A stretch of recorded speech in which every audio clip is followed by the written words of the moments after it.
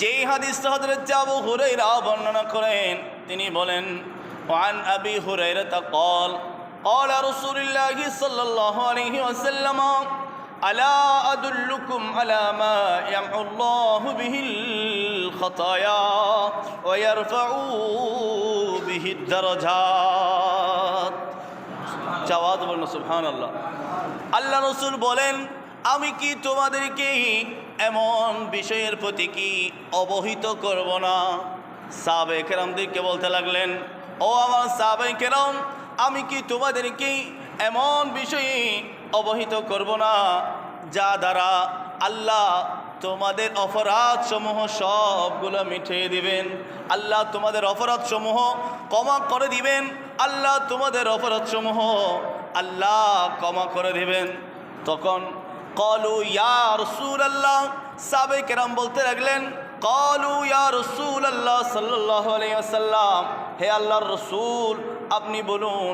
প্রত্যেকে যখন এই বিষয়ের উপর যখন বলতে লাগলো, আমার রাসূল বললেন, ক্বালা ইসবাগুল উযুই আলাল মাকারিহি ওয়া কাসরাতুল খুতাই ইলাল মাসাজিদি।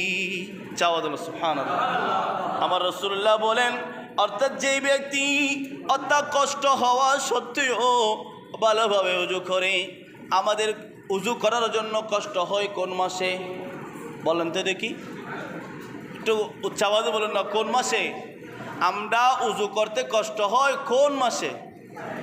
শীতকালে, যখন একেবারে শীতে যখন সারা দেশ যখন আচ্ছন্ন হয়ে যায়, ওই সময় যা মানুষ ঘুম থেকে উঠতে চায় না, তো ওই সময় যারা বৃদ্ধ মানুষরা হয়ে যায়, ছোট বড়, বৃদ্ধ বলেন নওজোয়ান বলেন, সবার থেকে কষ্ট লাগে। অবুক কি হন্য শীত, হারা কি হয় মাঘ শীতে বাঘ ডুমরে, অবুক এ শীত কেন উঠতুম? তা আমার রাসূল বলেন, যারা কষ্ট হওয়া সত্ত্বেও উযু করতে কষ্ট লাগতেছে, তারপরেও যারা এমনভাবে যদি কেউ যদি উযু করে, আর যারা যেই যদি উযু করলে ওয়ারফাউ বিহিদ দারাজাত, আল্লাহ তার তো গুনাহ মাফ করে দিবে এবং তার পদমর্যাদা আল্লাহ অনেক উঁচুর মধ্যে নিয়ে যাবেন। সুবহানাল্লাহ।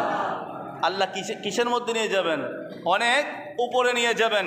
ইলাল মাসাজিদি ওয়ান্তিজারিস সালাতি বা'দাস সালাতি ফাযালিকুমুর রিবাতি। আমার আল্লাহ রাসূল বলেন, মসজিদে যারা বেশি বেশি অধিক পরিমাণে